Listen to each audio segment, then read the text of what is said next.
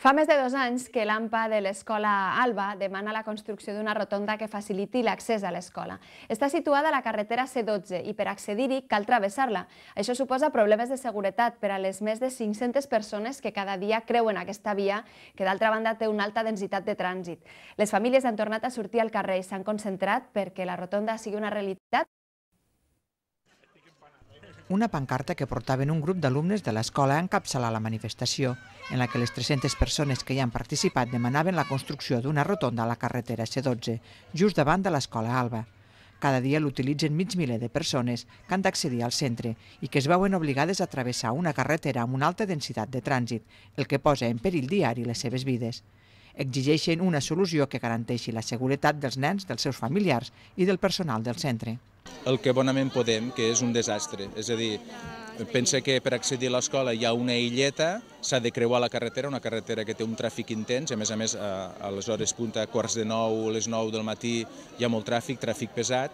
Aquesta ja és una maniobra que implica un risc molt important per tots els vehicles, però és que a més, una vegada creuat no hi ha espai físic perquè els cotxes hi puguin aparcar. Per tant, els cotxes es veuen obligats a posar-se als vorals, a posar-se a l'arcent, cotxes que s'han d'aparcar a l'altra banda, famílies i nens que han de creuar la carretera a peu com poden, jugant-se al físic.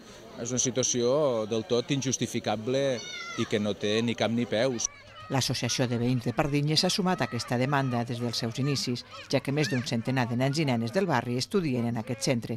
Diuen que no és l'única mancança del barri, sinó que n'hi ha més, entre ells la possible supressió de línies de cicles formatius a l'Institut Josep Lladonosa.